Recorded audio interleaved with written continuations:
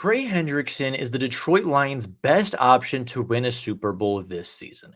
The star pass rusher from Cincinnati has been nothing but productive for the Bengals for the better part of a decade, putting up elite numbers, fantastic production, and leading the Cincinnati Bengals not only to a Super Bowl, but to be one of the best defenses in the AFC year in and year out, and put them in the playoffs consistently over the last couple of seasons. However, the aging superstar may be playing his final games in Cincinnati, as the Bengals are now 3-5 on the NFL season, 2.5 games out of first place in their division, scratching and clawing for a wild card spot. But with one game to go before the NFL trade deadline, this Week 9 matchup versus the Raiders could be the straw that breaks the camel's back and potentially sends their veteran superstar to a Super Bowl contender.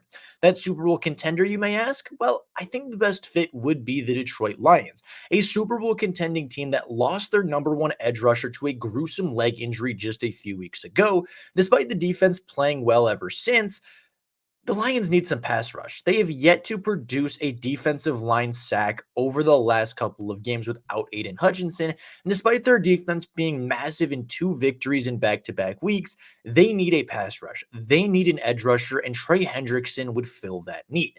So today, we're going to take a look at this trade. We're going to take a look at it from the Cincinnati side of things, from the Detroit Lions side of things, and make sure that this trade works for both parties, as well as setting both parties up for success throughout the future. So let's start off with Trey Hendrickson as a player. The 8th-year NFL veteran is 30 years old, turned 30 before the NFL season, but would be the Detroit Lions' best option despite his age.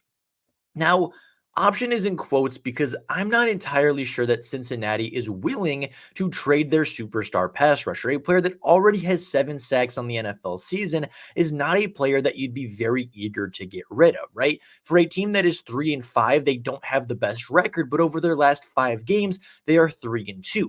They have a winning record, and with a victory last weekend versus Philadelphia, they very easily could have been 500 on the season. With a couple of plays going their way, they potentially could be as good as 5-3, if not even 6-2, if just a couple of footballs bounce their way.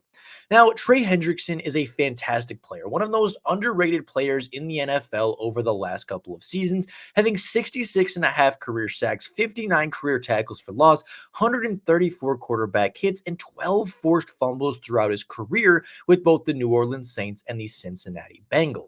Now, if this trade were to go through, the Detroit Lions would accumulate and take on a $12 million cap hit this season and a $16 million cap hit in the season after. It would essentially be a half-year rental for Trey Hendrickson this year and then a $16 million edge rusher to pair with Aiden Hutchinson in 2025. Just a year and a half rental for the Detroit Lions, with, of course, the option to extend him after that. But with all the upcoming contracts, there is a high likelihood that Trey Hendrickson is playing on a prove-it deal or just potentially is a 1.5-year starter before moving on to potentially get another contract in the NFL. It's hard to say past what is already on paper as of right now, but what we do know is that he wouldn't be too incredibly expensive, and if the Detroit Lions really wanted to, they could release Trey Hendrickson in 2025 to free up $16 million in cap space and really not pay any dead cap at all.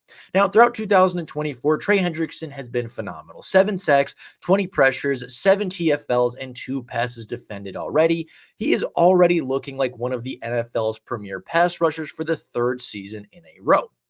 Why he doesn't get talked about? Well, the Cincinnati Bengals are 3-5, right? They have not had a very good record, but over the last month or so, they've been a lot better. 3-2 in their last 5 games, as I've previously mentioned.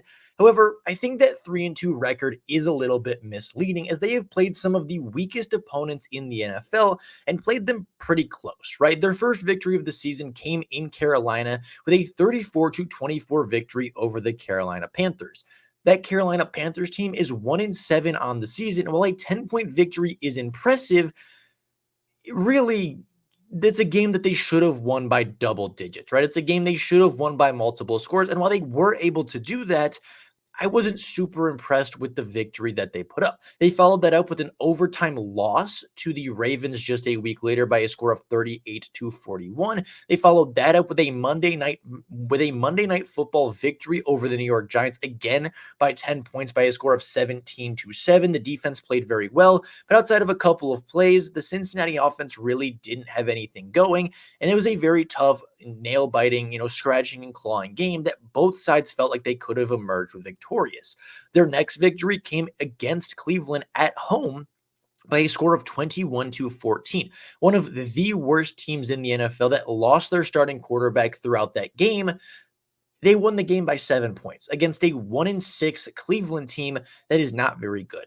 Their opponents that they've beat have a combined record of, I believe, just 3 wins, right? Carolina has one, Carolina has one, Cleveland has one, and the Giants have 2. So they have a combined 4 wins among their opponents while losing multiple games to the very good Ravens team and then losing by 20 at home versus Philadelphia just a weekend ago.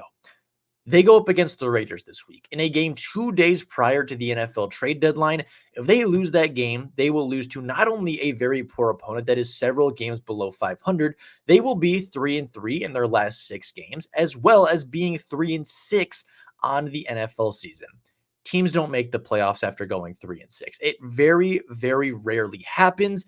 And the Cincinnati Bengals would be foolish to think that they would be the exception, right? They have a lot of struggles on offense. Their defense has been okay in games, but also has struggled heavily in others. And it's been very up and down for the Cincinnati Bengals this season. On the flip side, the Detroit Lions, without Aiden Hutchinson, have just a single sack from their defensive linemen in 2 weeks. Against Minnesota and Tennessee, Josh Paschal is the only defensive lineman to record a sack for the Detroit Lions. Now, against Minnesota, they did record 4 sacks as a team. However, 3 of those sacks came from blitzing linebackers. And again, just a single sack came from Josh Paschal on the defensive line.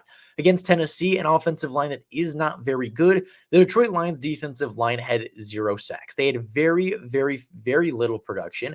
And even against Minnesota, they had just 15 pressures. Now, while it was a little bit more excusable against Minnesota and their very strong offensive line, Tennessee's offensive line is not very good, right? The Detroit Lions got 0 sacks, very little pressure, and could not get to Mason Rudolph at all throughout that game. If it wasn't for the turnovers forced by the secondary and the linebacking core, that game could have turned out very differently. And despite the defensive looking very, very strong on paper, the pass rush has been pitiful over the last 2 weeks, and they need a player to fill in that role. If this trade were to go through, the Detroit Lions defensive line would look significantly better, with Trey Hendrickson and Josh Paschal banning the edges, with Ali McNeil, DJ Reader, Mekhi Wingo, and Levi Onwuzurike being the interior pass rush that adds the juice to this team. Now, while Josh Paschal is kind of a crusher on the defense, right, he's a player that's going to collapse the pocket and cause a lot of chaos, Trey Hendrickson is the cleanup man. Trey Hendrickson is the player that's going to walk away with 10 sacks. He's going to walk away with the big production numbers. And even though he's not going to be nearly as good as Aiden Hutchinson was, he will be a clear leaps and bounds of an upgrade over what the Detroit Lions have seen over the last 2 weeks. Now, do the Detroit Lions have the draft capital to pull this off? I think that they do. They hold a 1st and a 2nd round pick in 2025, as well as a 4th, 5th, 6th, and 2 7th round selections. Trey Hendrickson is 30 years old. He will be looking for a contract extension if traded to another team, meaning that's going to drive down the price, right? The almost necessity to re-sign that edge rusher to a larger contract, one that he's very rightfully earned, by the way, could potentially be a deterrent, which could drive down the price. However, I don't think that'll necessarily be the case. Brad Holmes knows that this team needs an edge rusher. He knows that this team has an obligation to make a trade to shoot for what their ceiling could be, which is why I think the trade could look something like this. The Detroit Lions send a 2nd round pick to Cincinnati, and in return to get a 4th round pick and Trey Hendrickson and a new contract. The Trey Hendrickson contract would probably be a 2-year extension through 2027, which would, leave the Detroit Lions with a little bit of wiggle room, but certainly hurt them in the long run. However, I do think this is probably the best option. I don't think Trey Hendrickson's going to command $25 to $30 million a season. Hopefully, it's closer to about $20 million a season over the next 2 years, with an out in 2027, right? That's when a lot of the Detroit Lions' large contracts are going to take place. It's when a lot of the Detroit Lions' rookie contracts are set to expire. And I do think that that will potentially be not the best move for the Detroit Lions, but pairing Aiden Hutchinson and Trey Hendrickson for a minimum of the next 2 seasons would give the Detroit Lions a Super Bowl window and likely make them Super Bowl favorites. The Lions need a pass rush, plain and simple. They have yet to record an impressive defensive performance on the defensive line since Aiden Hutchinson has been hurt. And while the secondary and the linebacking core have been great for them so far, when they play some elite teams, when they play some of the best teams in the NFC, or when they compete for a Super Bowl throughout the playoffs, they're going to need a pass rush. They're going to need a player that can get home, that can single-handedly wreck the game and end drives. And that player is Trey Hendrickson. On the trade block or not, this is the Detroit Lions' best option. This is the call that Brad Holmes should be making every single day until he is either told absolutely not or accepting the trade offer from Cincinnati. I think Trey Hendrickson is a fantastic option. If he is on the trade block, he is the option that the Detroit Lions need to take. But with that being said, that is live for you guys today. Let me know down in the comments below what you think about this trade potential for the Detroit Lions. Would you want to see Trey Hendrickson or potentially go with a cheaper option? I know a second-round pick and a new contract for a player that is already 30 years old is a little bit of a downside, but the production is undeniable, the need is undeniable, and the fit would be fantastic. So that being said, that is life for you guys today. Of course, let me know in the comments down below what you would think about a trade proposal such as this. But with that being said, thank you all so much for watching, and until next time, and as always, go Lions.